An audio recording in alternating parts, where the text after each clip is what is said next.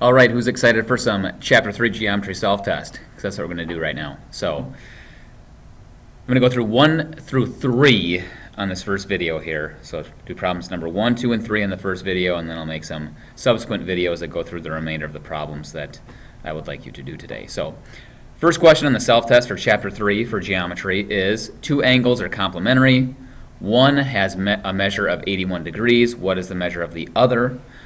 Well, if we remember what this word complementary means, that's kind of the critical piece of this question. Complementary angles add up to 90 degrees. And there's always two of them, two angles, complementary. And if one of them is 81 degrees, then to find the value of the other, we can just do 90 minus 81 to find the value of the other angle, which would be here 9. So therefore, the other angle is 9 degrees. Nice start there. Number 2. 2 and 3, we have to refer to this figure here. So I have number 2 on the screen. And in number 2 and 3, we know that angle 3, or if angle 3, the measure of angle 3 is 27 degrees, we have to find angle 4. So we are told here that angle 3 is 27 degrees. So I'll put a little 27 there. And we want to find angle 4. Well, if you look, angle 3 and 4, they share the same straight line here. So 3 and 4 are a linear pair. They're along the same straight line. And a linear pair add up to 180 degrees because there are 180 degrees in a straight line. So what I'm going to do then is 180 minus the 27 degrees we already have accounted for in angle 3 right here. And 180 minus 27 is 153. So therefore, angle 4 is going to be 153 degrees. So 153 plus the 27 is the 180 that makes up this straight line.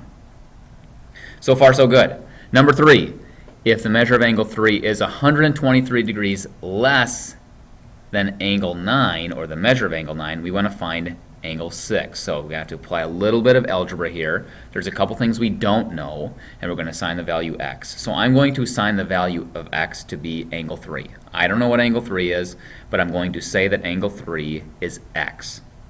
Now, if angle 3 is x degrees, we know a couple things about angle 9 because angle 3 is 123 degrees less than angle 9.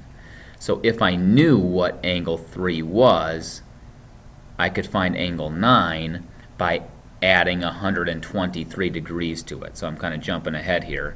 This x is angle 3. What's in the parentheses here is angle 9 because this x is the value of angle 3, x, and it's 23 degrees, 123 degrees less than angle 9.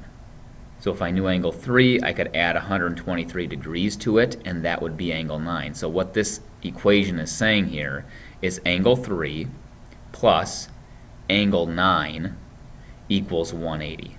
And how do we know they equal 180? Because angle 3 and angle 9 are a linear pair. So now we have a basic algebraic equation to solve. I'm going to kind of distribute a 1. Basically, these parentheses just go away. And we have x plus 123 equals 180. Combine like terms, and you get 2x plus 123 equals 180.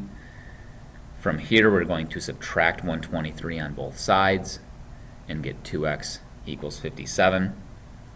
Therefore, x is 28.5. Now, x is the measure of angle 3. That's not what we are asked to find. We are asked to find angle 6. So I'll put this in the picture. This is 28.5. I know that angle 3 is 28.5 from the algebra we've done here. But if I look at angle 3 and angle 6, I should notice that angle 3 and angle 6 are equal angles because they are vertical angles.